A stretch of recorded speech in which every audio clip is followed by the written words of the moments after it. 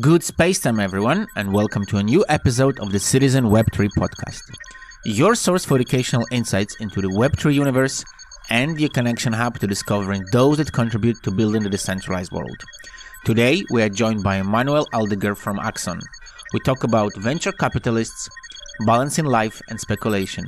We touch upon dwarfs standing on the shoulders of giants, the future, and tribalism. Finally, we discuss decentralized AI as the ultimate revolution, data, and the Nash equilibrium. If you enjoy our podcast, please share this episode to your favorite social platform to help us spread Web3 values across the universe. I like to declare myself as an anti-expert. That means that I know almost nothing upon almost everything. Data is let's say, raw description of reality. Failure doesn't exist, and it's true. That means that what is making you sad? What is making you fear? In my point of view, that decentralized AI doesn't exist today. We are dwarf standing on the shoulders of giants. Hi, everybody. Welcome to a new episode of the Citizen Web3 podcast. Today, I have Emmanuel from Axone with me. Emmanuel, hi. Welcome to the show, man. Hello, Sergey. Hello. Nice to meet you. It's great to be here. Yes, Dito. How are you, man? First of all, tell me, how is... we spoke a little bit about before the recording started. This is for the listeners about, I guess, busy lives, busy private lives. So how is yours going? I have a beautiful life. We have the chance to every day to do what we like to do and to make things with passion. So definitely, I'm very happy, man. I hope that everyone is as happy as I am. So definitely everything is perfect. I like that you're going this way. Motivation is a big topic for the podcast, and I will definitely get back and dig a little bit your head about it. But first of all, for myself, for the listeners especially, and can I please ask you to do a slightly boring thing, but a very necessary thing, an intro about yourself. Tell me and the listeners about your Web3 story, Web3 journey. Sure. Maybe why Web3? And of course, if you can add what you're working on right now, would be amazing. Thank you. Sure, with pleasure. So I'm Emmanuel. I'm 52 years old. So I'm a boomer, and I have a quite let's say good experience of life. I have 5 kids, and we were discussing before the interview about kids, and this is a great thing. This is the best things ever. And I'm an entrepreneur. That means that it's now for more than 25 years that I'm following. I'm doing what I want, and I'm doing what I like. And I like to set up a project and to lead project and to lead businesses. I like to declare myself as an anti-expert. That means that I know almost nothing upon almost everything, because I worked on the first part of my career in media, and I had to interest myself to a lot of fields and center of interests. This is made what I am. And also, my first job was as a marketing manager in a big French company who was distributing the press, the magazines. And I spent 2 years on Excel files. And so this oriented also the field of my career on data-driven marketing. It was at the early beginning of the internet at that time, and also the early beginning of business intelligence software and all that stuff. And so, definitely, I'm interested about a lot of things. And the thread always of my career has always been data-driven, and specifically data-driven marketing, and how can you make businesses and created value with the data. With the development of the digital way of living, because now digital is everywhere. I would like to say that I start working my first job. We didn't have emails on the company, and I was the only person upon 250 guys who had access to internet.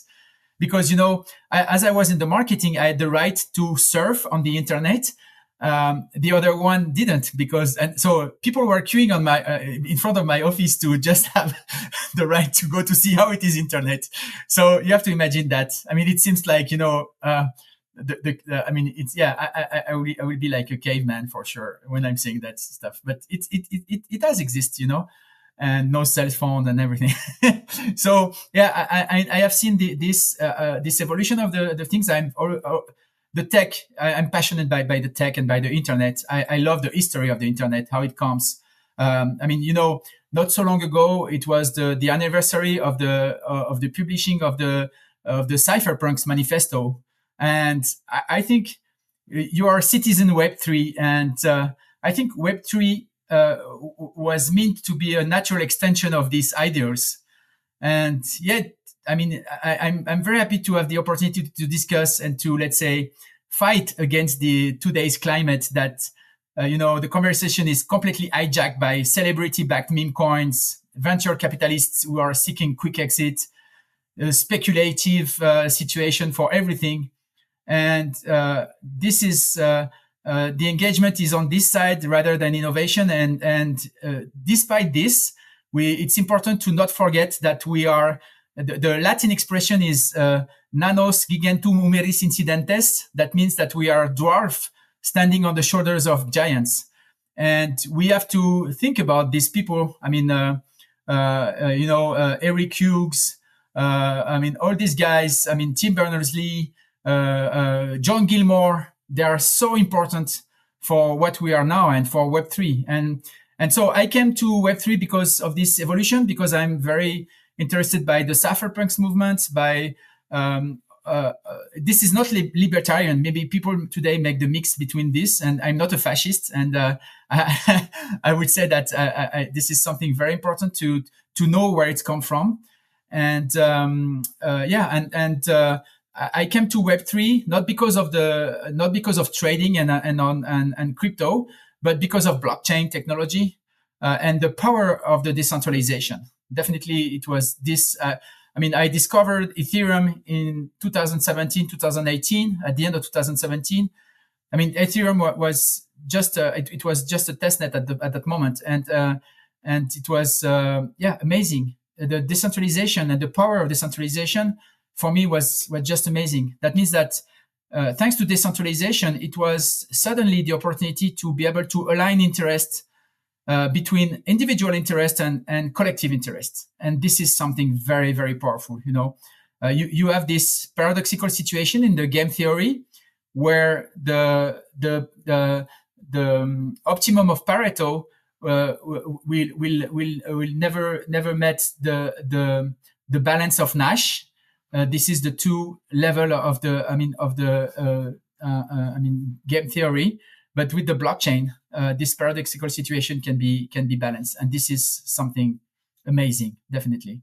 So I truly love it, and since that day, I'm sorry, go on. No, please go on, please. I thought you made a pause. I was going to say that I'm sorry. This is exactly to interrupt me. No. This is exactly what I'm looking for. This is the intro. I wanted to thank you for this intro because you went exactly where I wanted you to go. So, the only other thing I wanted you to add maybe into the intro is like why specifically decentralized artificial intelligence, because there is so many controversies around it, and we'll go into them a bit later. But apart from Web3, why AI?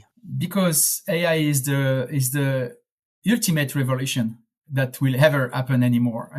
What I want to say is that as I mentioned, I start with the data. And so decentralization came like a new level of the internet, and with the capabilities to, my issue as a data-driven marketer was, hey, how can I get the value of the data that are not belonging to me? And how I will be able to convince people to share their data with me. And this word share is very important because I didn't say exchange. That means I don't care about the private data of the people. What I do care is what kind of knowledge I can get from this data. Because if you are taking properly the word, data is let's say, raw description of reality. Then when you are aggregating this data and contextualizing the data, then you have an information. And then when this information is valorized in action, then you have knowledge. So you have data, information, and knowledge. And the real value is in knowledge, is not in data. So why are these people who want to have all the data as possible? Because they want to create knowledge. But in my point of view, we can try to create knowledge by incentivizing people to share their data, but without exchanging them. That means that in the way that we can give them the opportunity to keep the ownership and the privacy and the property on their own data, but this data can contribute to create value. Okay. And now when you come to AI, so AI need data to be trained. Okay. Now all the giants, they scrap the whole web and the whole public data to train their model. But now there is like a threshold and they need more data. And where these data are coming from? We have two solutions. Synthetic data, that means fake data, which is okay, but not so perfect, and private data. And how can you incentivize people to share that private data to train the model with the guarantee that we are not going into this dystopic dimension where you have a big brother who is managing everything. So, and I think the solution is decentralization. So that's why we are coming to decentralized AI. Let me, I'm going to dig this. But before I dig this, again, there's a couple of questions I wanted you to kind of, on your intro, if you don't mind, before we go into the more heavy stuff. Sure, so first please. of all, it's a very simple question. You mentioned balancing life just at the very beginning of the intro. And it's actually a big topic. I mean, I interview founders and CTOs for 5 years now across all blockchains. And whether it's Bitcoin, Ethereum, Cosmos, Polkadot. And I noticed that people burn out quickly. Now, you mentioned having 5 kids. I know that you're doing several projects, and you mentioned that, you're not 20. You're not 20 and you're not even 30. And I'm not trying to highlight it here, but it does affect, at least me personally, as I grow older. I know that I become less energetic. It's just as simple as that. I need more exercise. I need more actions, more movement, more thinking. Now, how on earth do you balance several projects without burning out, having kids? And it's a serious question, because you're not going to believe it how many young kids come into this industry and they don't have the experience you have. They don't understand what they're doing. And after a year or two, they're like, oh, okay, well, that's it. And they just leave and they say, never for me. And they go to work at a factory or whatever. I think the answer is in the sense of what you are doing. The purpose. I think people who are burning out is just because they lose the sense of what they are doing. And actually, the balance by definition is unstable. So sometimes I'm tired, maybe exhausted, so I have to rest, and I'm taking the time to rest. I think it's very important to take the time, because I think if you are not taking the time, if you don't know why you are doing things, then you are losing the sense, and then you are losing yourselves, and then it's over. And it's okay to say, hey, I lose the sense of what I'm doing, so I'm changing. I'm going to work elsewhere. And this is life. I mean, it's a chance to have the opportunity to know what you are doing for what you are doing, and this is a real chance. And I think it's a individual own question that every morning and every evening.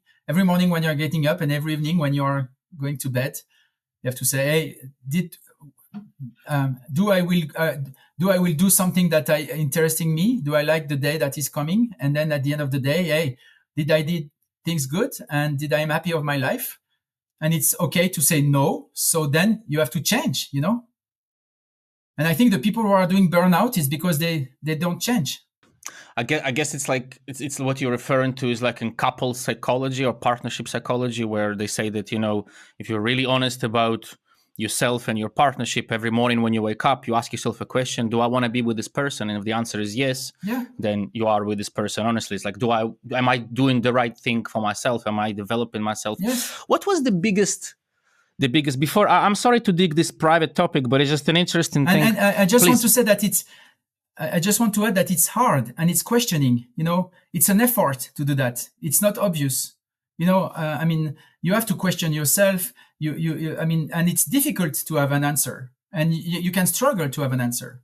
And I think it's very important to accept that you have to struggle to have an answer and that it's hard. I don't know easy things in life, and people who are saying, yeah, my life is so easy and so on, blah, blah, blah. This is, there is something wrong. Because life is not easy, and that doesn't mean that you have to. I love philosophy, and I love Spinoza, and the joy. You have to find the joy everywhere. This is something very, very important. What was the biggest failure during those last, let's say, 2017 you said, so we have 8 years now, that made you kind of benefit the most from it? Stop and say, hey, I know how I should have been doing things. And what was the biggest failure that taught you the most in those 8 years? I would say that we had a very successful, let's say, journey till the FTX collapse. In the sense that we have a company, we get funded, everything was perfect in the sense that we had a real company with equity, and also we are running a project in decentralization with an association. So everything was perfect and very well balanced. We had a good opportunity in business. Of course, we took risks. So we hire people, we invested a lot in marketing and so on. So we need a lot of money to run this business. And let's say that we were close to launch our new funding round. We launched the new funding round just 1 week before FTX. Already Luna was the first alert. Luna Terra crash was the first alert, but I was turning it, because we were developing on the Cosmos SDK. So I said, hey, this is a proof that Cosmos is very reliable and resilient, because look, there is millions of operation of this chain and didn't crash. So, you're always telling your stories. But then FTX was a mess and we couldn't get funds. It was the beginning of the end for the company. We had a lot of difficulties. So, and then I said, okay, stop. We will stop the company and let's stay focused on what is really important, meaning the protocol and the decentralization and the association. So we shut down the company and stay focused on the development of the protocol. And for my life, for my personal balance, it was difficult because, when you are to fire people, it's not easy and so on. But personally, it was a kind of relief for me because it was less heavy and really focus on what I wanted to develop and the values that I'm holding. Believe it or not, this is the same. Even though I've been 10 years, even more in this industry, my biggest lesson was the same. It was this. And I know the listeners probably are sick of this, but I have this joke that, when people ask me, how do you prepare for the bear market? And I say, all you need to do is fuck up in advance. If you lose everything in advance and you don't need to prepare anymore, you're just working ahead already. So, but I know what you mean. I had to let go after FTX and Luna. It was, I think it was a year and a half ago before we pivoted the project. I had to let go of 12 people in one day. And it made me feel it was bad, but it was a big relief because it was a big movement. So I totally understand what you mean by that. Yeah. And I remember I was one of the lucky guy who participated to the ICO of Avalanche. So, and it was crazy, man. I invested $1,000 and it allows me to live for 2 years almost. And it was just crazy. So I also fell down in this, crazy things and magical money. And this was crazy. I had a Binance card and I was, let's say, because my Avalanche were released little by little. So I was selling Avalanche for Bitcoin. And I was spending with my Binance card and I was spending money, but I had more money on my account.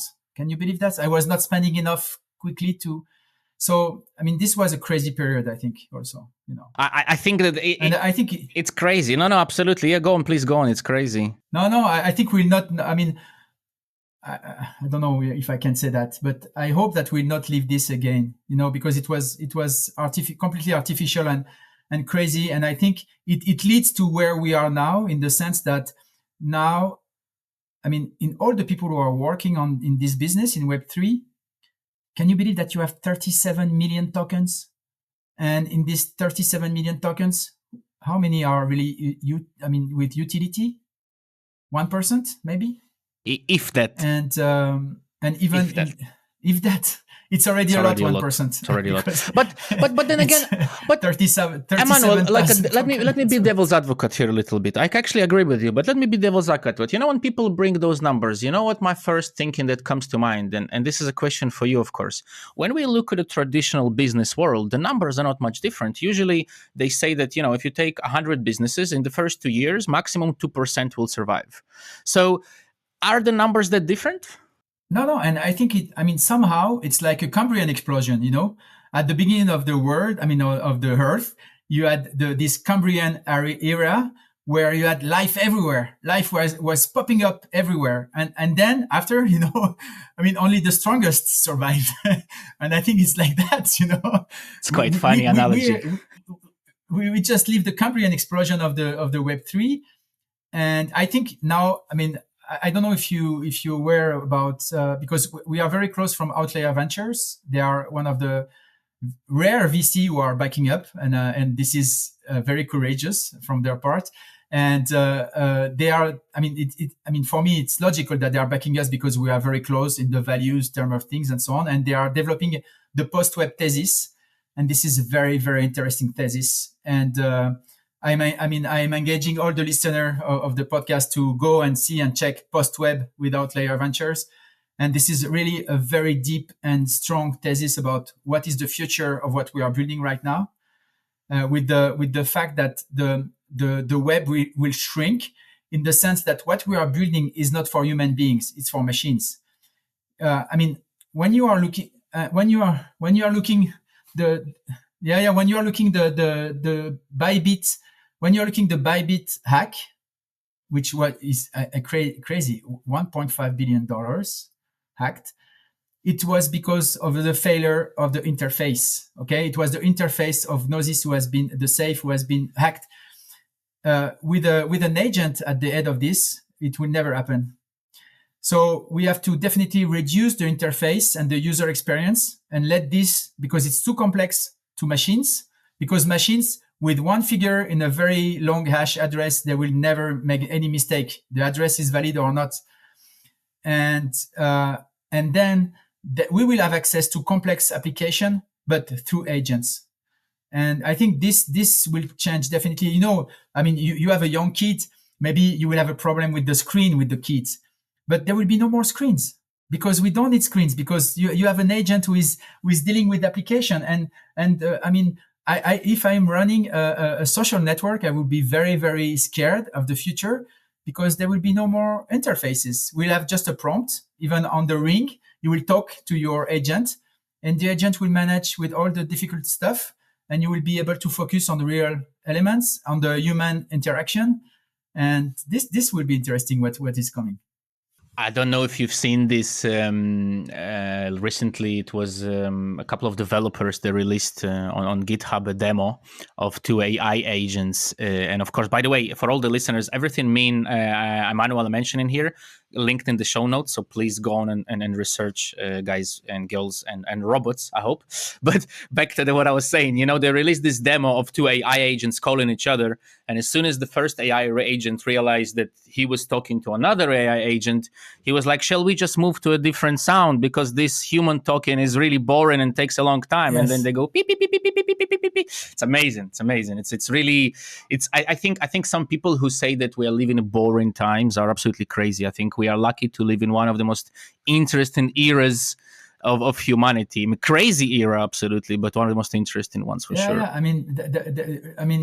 There is a lot of crisis, there is a lot of danger, but that means that there are a lot of opportunities also. So this is great. We are lucky. Absolutely. Emmanuel, let me jump a little bit to back to data.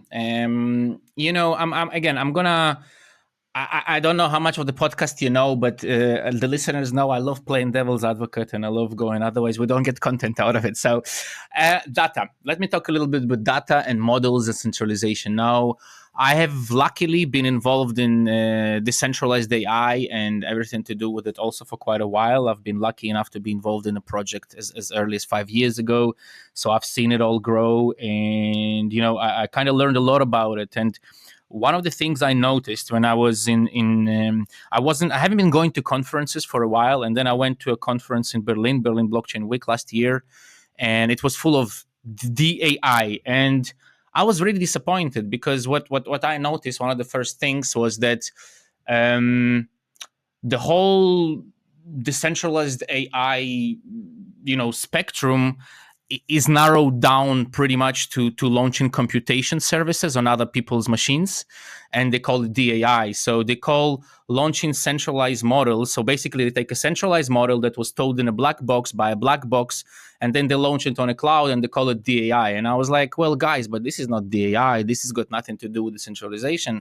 Now, I know that it's a bit of a controversial topic, but do you think, so there's kind of two questions to here. First of all, do you think AI can lead to centralization of blockchain because of the teaching of the models? And two, how do you see the whole thing becoming more decentralized from where we are today, where we are just selling computation power pretty much, and we call it AI services, or launching other people's models on other people's machines? So how do you see this developing, and can it lead potentially to more centralization or decentralization? So definitely devil is hidden in the details. So you're right. I mean, my point of view that decentralized AI doesn't exist today. Because as you mentioned, there is no decentralized AI. That doesn't exist. But it is important to say what are you putting behind decentralization? For me, and this is only my point of view, and I'm not an expert. As I mentioned first, I'm an anti-expert. So the disclaimer has to be very clear. So for me, my point of view is that what is interesting about decentralization is the capability to commoditize things, in the sense that computation storage can be communitized. I mean, it must be like commodities, okay? And you have to save time, to save money, to save energy. It will be very important to do so that if you have some storage here available that someone can use because he needs it, okay? I think this is something important. And decentralization is definitely a solution for that. And deep in project for me are, let's say, the base roots of what we can call decentralized AI somehow, okay? Then there is also the problem of the data that we contribute. When I'm talking about decentralization, and this is a word that I didn't pronounce yet, is about governance also. That means that when you have something you can be governed and managed by a community. Of course, you may have some centralized resources, but if you do so that you are using these centralized resources like commodities, and then you are engaging different type of tools like ZK proof, like homomorphic encryption, like other stuff, who can allow to use some data on some resources to guarantee the privacy of this. So it works. And then when you are adding a layer of governance, which is a collective and collaborative governance on the top of it, I think then you have reached a certain level of decentralized AI. And tomorrow we are talking about agents. I think the challenge, and this is maybe when we talk about Axone, this is where we go. The challenge of what we would like to build is they have the capabilities to collaboratively manage a model, collaboratively manage an AI agent, to have a transparency on it. Okay, who cares if the resource is centralized or decentralized? But what is important is to know it and to have the information about it, and to know who is managing this, and to know who has the rights and who can change the rules. And if this can be changed collaboratively, so then you are starting to go on the decentralized way of things. This is my humble point of view. It's a very valid point of view. I think I want to ask you, like, in terms of Axone, right? And of course, you don't have to bring examples from Axone. You could speak up, whatever is in your mind, but I would love to hear some. Like, what kind of, not progress, because it's a loud word, progress, but what kind of things you are guys working on in terms of technological collaboration into AI and governance and AI and monetization? Is there something you guys are working on or have plans that is in your opinion, gonna make a big like game difference for what we have for the industry today? This is a tough question. Sorry. No. You can lower the hype words, lower the change and game change. Just let's talk about the things you guys. It's sometimes I use those words, but it's true. Podcast, it's true.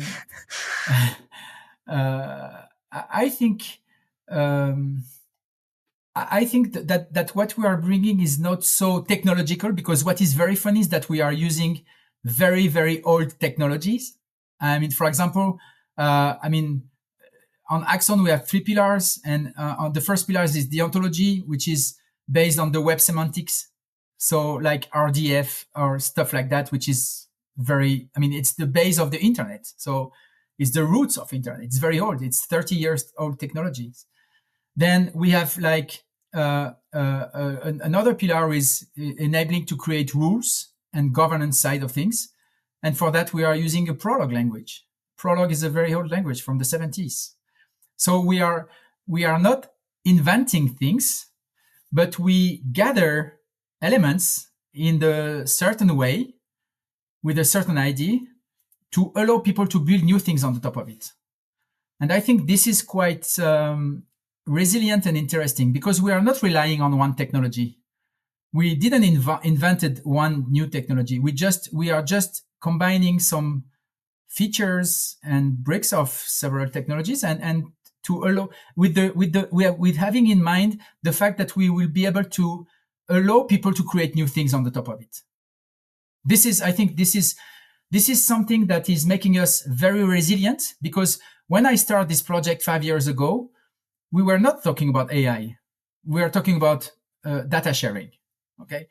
And now we are talking about AI, and this is a perfect technology for AI. I mean, Axone is a perfect protocol for collaborative AI, because there is a need of collaboration. Because the point is that we are not focused, and this is maybe one of the strengths of the project, because the founder of the project is not a tech guy, is rather an anti-expert, and he had in mind. I had in mind to say, hey, can we use the blockchain technology to share digital resources without exchanging them? And whatever is the technology we are talking about, data sharing, edge, AI, whatever. I mean, it works, and this is what is making the project very resilient, I think, and I'm very proud of it. I have to confess.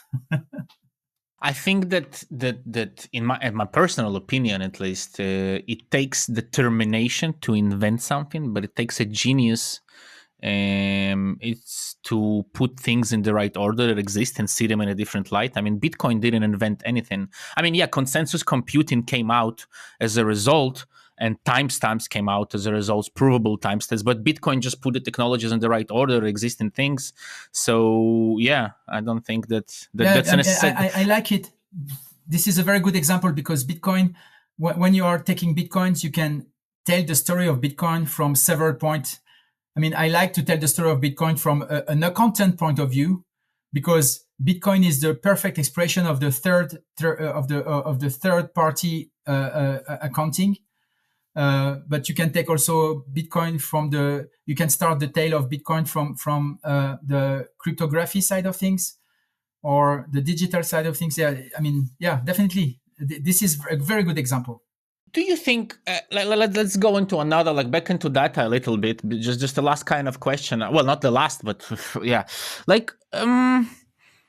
Do you think that it can potentially lead to a data issue, in terms of privacy? I mean, and what I mean is today, for example, we can see, I spoke recently to a couple of people from Monero, and I spoke recently to a couple of people from Dune Analytics. And, it was crazy to hear the guy from Dune Analytics, Boxer. He's considered to be in Web3, one of the legends of data, And, it was his sentence that he said to me something like, to me, it takes seconds to find out anything about anyone, pretty much, if you use the blockchain. He says, I'm not going to do it because I'm the good guy, but it'll take me seconds, literally. And if I get hired, I will do it. So this, and then I was speaking to Francisco Cabano recently from Monero as well, and a couple of people from Bitcoin, and all of them agree that this industry has the surveillance industry, on top of the blockchain industry, has become, in a sense, is becoming larger than the industry itself. So can such things as data driven models lead to a worse situation, or are we actually gonna make it slightly better by teaching people that you need to keep your data, use your data, and so on and so forth? Like, this is a two-way stick kind of thing, so I'm curious about your opinion. I think they are right, because as soon as you have, first of all, it's very important to understand that as soon as you are putting things into data, you are making things. And what I want to say is that, this is what happened for the Nazis in Germany, because the people were normal people and they were killing millions of people, because these people who were killed, they were only figures on cells, on tables. And as soon as you are making data upon things, they are becoming things and not human being anymore. So I think this is not at all a technical question. This is a very political question. And I'm proud now to be a European, because I think tech is a politics. Tech is a political thing, in the sense that, today you have data everywhere, and there is data. I'm sure that before this interview, you went on the internet and looked for Emmanuel, who I am, what I'm doing, what I wrote, what kind of post I made. So, of course, and if by any chance, you can identify. I will launch a token, so I will be member of the team of the token. So there is only few wallets who can belong to me. So you can follow also my trace on the blockchain, even if it's anonymous. So yeah, I'm sure. But the question is, this is not because these data are available that you have the right to use it. And I think this makes a huge difference. You're not going to believe how crazy Grok3 is. It's absolutely crazy with the right questions, with the deep search and think. And I'm talking about finding information, about preparing for interviews. Of course, I have a PA on the team who helps me, usually traditionally, to put in questions together and get information. And of course, I do my own research. But with Grok3 coming out, that thing has become... I'm not a big fan of proprietary software, but I have to give it to Elon Musk here, because the dude has created a model that has upped the game, completely changed the game. It's crazy the information. It's crazy the amount of question it can suggest in one prompt to ask a certain guest. And really, of course, I'm not the kind of person to trust it, so I will go and double check still. I'm still in that, I'm also a bit of a boomer. So, I'll go and double check, but it's crazy how right it is. It's absolutely terrible that I'm shocked. I look at it and I'm like, wow, I don't have to check it, because it's just giving me pretty much more or less the information I want. Yes, but nevertheless, we had this interview. So even if you prepared Absolutely. And you dig to see who I am, then there is nothing but the conversation that we have now, and the moment that we are living about this. And I think, this is acceptable. And actually, we have to understand that the data are not the people. This is something. I have a question for you that was born out of what you just said. Do you think that it's in the future? You can see me right now and I can see you, but this is an audio podcast. And do you think that it's fair, for example, in 2, 3, 4 years to say that, for the listeners, they won't be able to tell whether this is an AI agent having this conversation or whether this is actually me and you having this conversation, unless there is a camera on? And even then, you could easily deep fake it, right? Do you think that there is a border to which we should, do people need to know and have the right to know? Are they talking to a human, to an AI agent, or it doesn't matter in your opinion? There are several questions in the same one. I don't know if it matters. I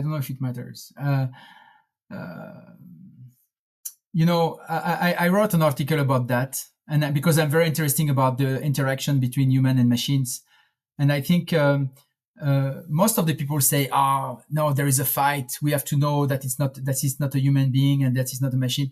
But the real question is that I know that I'm a human being, and what is important in my interaction with you is what I am telling to you for the listener. And I think that the real question is not, is the other important? Or, maybe it can be very egocentric, but I think at the end, the individual is something very important. And what is important is that I have to be true. It will be a problem if I am letting an AI answer at my place. This would be a problem. And I will take the question on the other side. Like, yes, if I let an AI answer in my place, I have to tell it to you, because I cannot let you think that it's me, but it's not me. It's just my AI double. So this is important. But the rest, and so if we are going to the reverse, so you will tell me, hey, it's not me because I don't have time to ask you a question. So it will be my AI. So probably that the interaction will be a little bit different, because I will know that I will not talk to a human being. But nevertheless, there are a lot of experience that very quickly, I'm saying thank you to ChatGPT when he's giving me an answer. I'm saying hello, I'm saying please. And not not only because I'm polite, because you have to know that if one day the machine are taking over a human being, they will remember who has been polite with them. At least they say please. At least they will say please and thank you, right? No, I'm the same. I think it's our generation thing, man. I think it's just like we were just like that.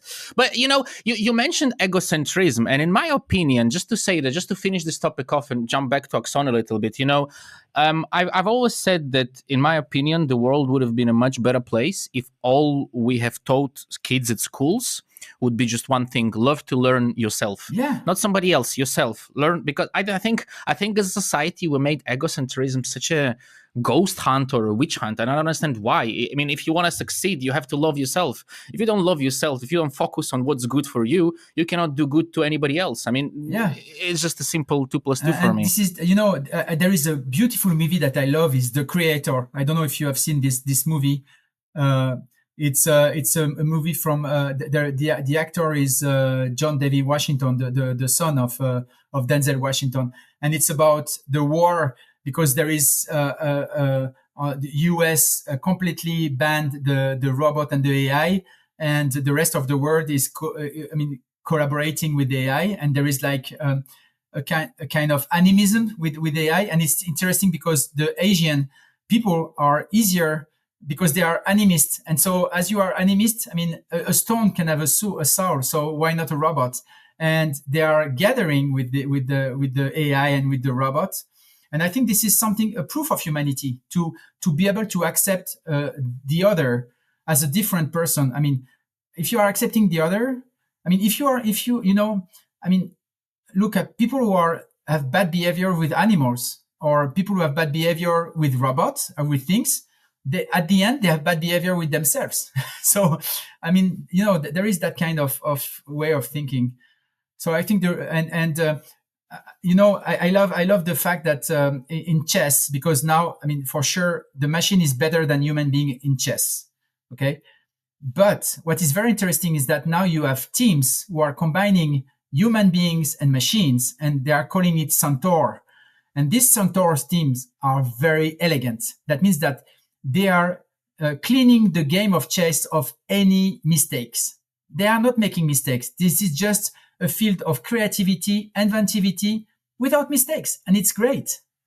And I like this point of view. I've never heard of this. This is amazing. Yeah. I've never heard of this, by the way. What's it called again? Centaur. Like the mythological horse. This is a body of horse with a human body, and I think this is interesting too. Of course, this is not perfect, because people can say, if you are advocate of the devil, you can say, hey, but mistakes are very interesting because you can create things also. Yes, it's true. But specifically in chess game, when you have mistake, it's spoiling the game, but without mistake, it's making the game very elegant. So it's in that field that it's interesting. It's also curious that you mentioned animal cruelty. I don't know if you ever read Arthur C. Clarke, but one of the most, I would say for me as a kid, it was one of the most renowned sci-fi writers. And I remember very well this beginning of one of the, I mean, he has stories, not books, it's stories. They're more or less short, but one of the most ones that in my memory was, like aliens coming to Earth and all these big spaceships, landing in the main cities, and before they even talk to humans, before they even do the first initial contact, what happens is all of Earth, the aliens look at the Earth, and what they do is they cause every single human who has ever caused pain to a living animal the same amount of pain for all of their lifetime. And only after that, they decide to talk to humans. They're like, okay, now that you experience that, we can talk to you. So yeah, I totally understand. Emmanuel, let me jump a little bit back to Axone, just because I want to ask at least one more thing, because it seems that what you guys are doing, not seems, because I mean, we are also involved in Citizen Web3 and Axone, but you guys are working obviously and building something that is a multi-chain product, and in my experience, being here, whether it's with Citizen Web3 or the projects I've been involved with previously, Cosmos, for example, or even before it in 2016, 15, I've noticed that communities, these industries are, it's a very difficult topic, They are very protective, very defensive, very, how to say, what's the right word here? Well, let's just stop here. How do you manage to, or what is your plan to remove the tribalism? And actually, because I understand, at least today, looking at the last 10, 11 years of blockchain, I can definitely say that a lot of blockchains have failed because of that. So the question is very interesting. I once again, I will give you my own point of view. Is we built Axone on the Cosmos SDK, not because of the Cosmos community or not because of the community, but because of the practicity of the things. And because, I mean, Cosmos is great because you have this Cosmos SDK, who is allowing you to create your own chain, because it was important for Axone to have to build on his own sovereign chain.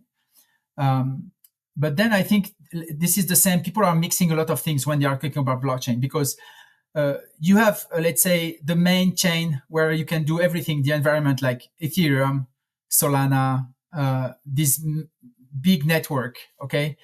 And there is a huge competition between this big network to be the best one, okay? And besides, you have also the Bitcoin maximalist, because for the Bitcoin maximalist, there is Bitcoin and the rest are the shitty coins, But I think this is like, this kind of quarrel are not so, I'm not interested in this, because I didn't choose a blockchain for the community. And the community that I'm building, I'm not building the community to have my blockchain over the others.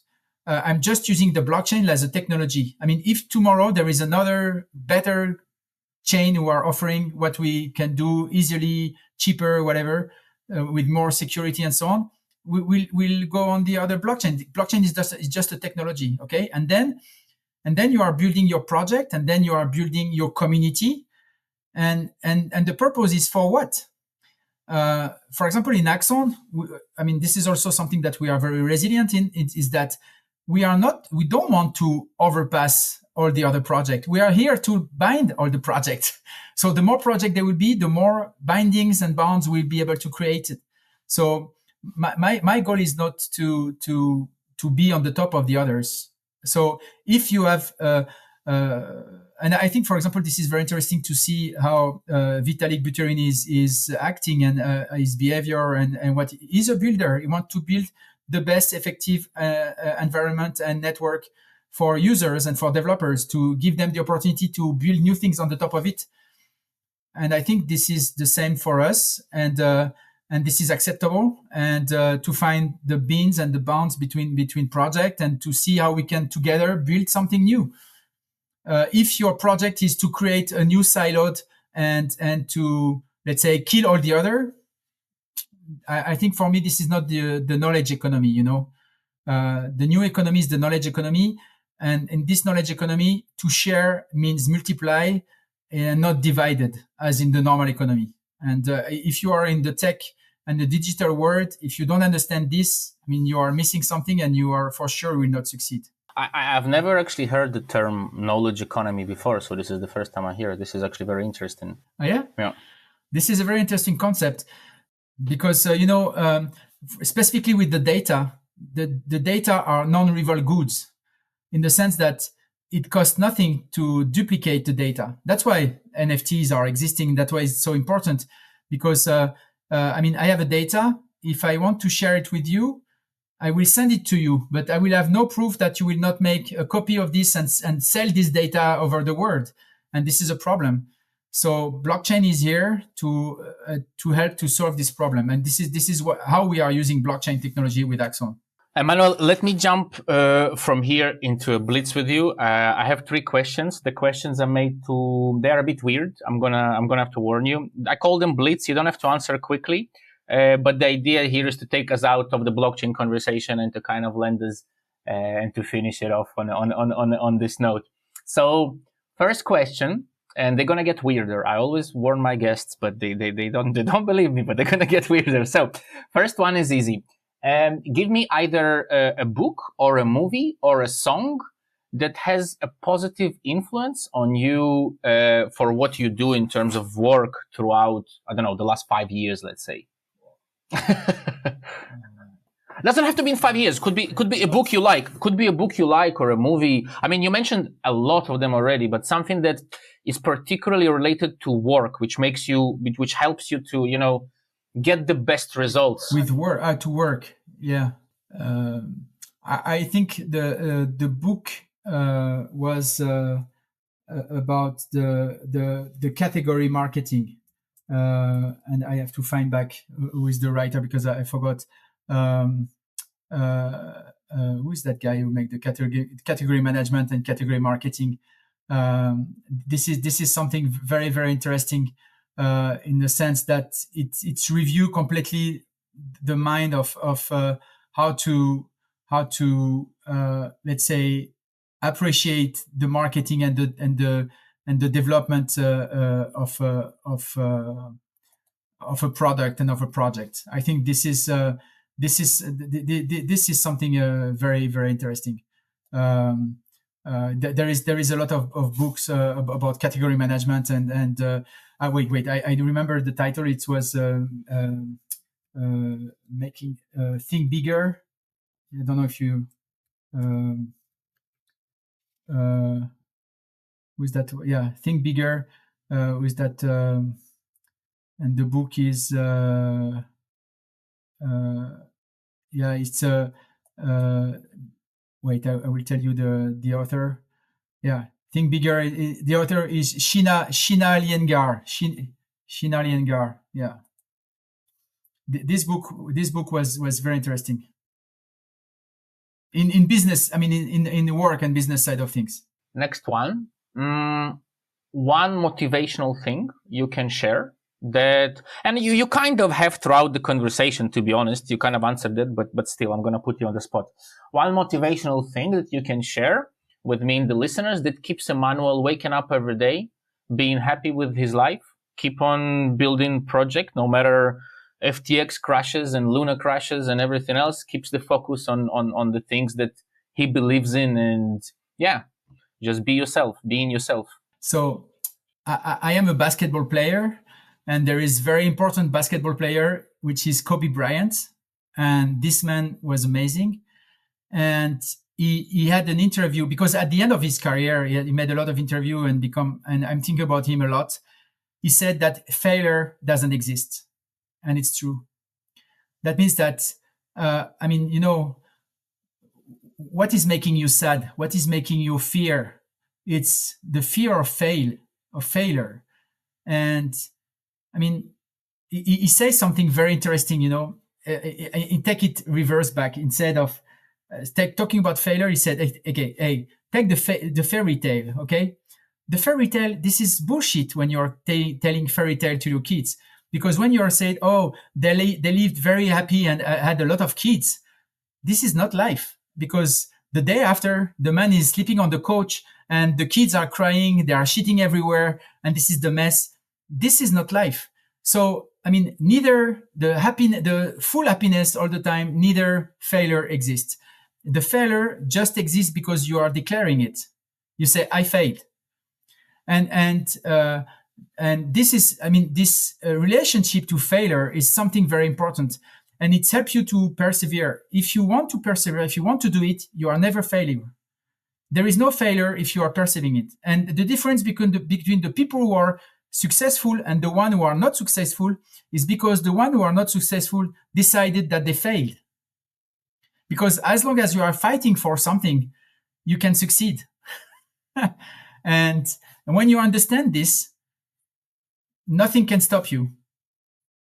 Of course, I'm coming back to the beginning of our interview when that means that you have to know what you want to do, because if you are persevering in something that you don't want to do, then you are burning out. There is an interesting thing in the Russian language. All the fairy tales, they usually end with the sentence. Doesn't matter if they translate it or not. They put the sentence, and "А вот и сказочки конец, кто слушал молодец," which means the fairy tale has ended, and who listened was a good guy. And then when we all grew up, there was a very peculiar thing we kind of understood. I mean, all the fairy tales, all the stories end with them two getting together, getting married, and having loads of kids. And then it says, here is the end of the fairy tale. It's kind of a hint. It's kind of like, guys, don't do that. Leave the fairy tale until then. And then if you go on, that's it. So, but I'm joking, of course. Shit happens. Yes, shit happens. Exactly. But like, in reality, that's it. Shit happens. I think that this is kind of the point that if you join them together. Last question. I mean, you kind of partially just answered it, but I'm still going to ask it because sometimes it could be a different answer. So I don't believe in gurus personally, but not a guru, but a personage. And you kind of course, spoke about O'Brien there, but Kobe O'Brien, sorry. But still, a personage, dead or alive, made up, real, fairy tale, brother, sister, developer, doesn't matter. Not a guru, a personage or a persona who when you get stuck, like when you're failing and you're like, okay, that's it. It's not going anymore. It helps you to proceed just thinking about that persona or personage and what they would do. And again, it's not a guru. It's somebody that helps you to move from a stuck place. So definitely Kobe Bryant is that person. And this is only this sentence who is coming to me, that failure doesn't exist only if you are deciding it. And you have to take a big breath and say, oh, what do I want to do? What I really want to do, and just engage and be persistent. I think that if most of, if not most, but in my opinion, I'm sorry to say this to founders that are listening to this, but in my opinion, if half of us just engage and listen, I mean, I'm talking about founders in Web3, we would really succeed. So thank you for saying that. I think that, that little tiny thing of engaging, listening to yourself and understanding what you want, I think makes a whole of a lot of a difference. Thank you for saying that. It's a very good point. I think there is a really, people are doing very often a mistake, which is to mix the goal and the aim. The objective and the results, in the sense that being rich, it can be an objective, but most of the time it's just a result. It's the result of what you are doing. And, your objective, yes, there are people who love money and they just want to be rich. So there are means to be rich. But if you are doing Axone, in order to be rich, it's just the success is not here. The success is what you will achieve. And maybe if you achieve something, then maybe the results will be that you will be rich, but it's only the results. It's not the objective. And I think it's a huge difference. I can't believe that I'm gonna agree on your last line. I'm joking, of course. Just because I'm devil's advocate, but of course, no. I think that it's one of those things that I've been honestly saying this so many times in my life to other people that I'm a bit shocked of hearing now being said to me, because I think that this is half of understanding of success, in my opinion. That not mixing up goals and aims, just having the journey and your aims, so to speak, they will happen because you're achieving your goals. But if you mix them up, you won't achieve them. You will just be forever in a hamster wheel forever, and people, I think, miss out on that. So yeah, once again, Emmanuel, I want to thank you once again for all your answers. Sergey, it was a pleasure. It was a pleasure. Please don't hang up just yet. This is going to be a goodbye just for the listeners. I'm going to still steal 1 minute of your time. For the listeners, thank you very much for joining. Emmanuel, thanks. Thank you, everyone. It was a pleasure. Thank you. Talk to you soon, Sergey. Bye-bye. This content was created by the Citizen Web3 Validator. If you enjoyed it, please support us by delegating on citizenweb3.com/staking and help us create more educational content.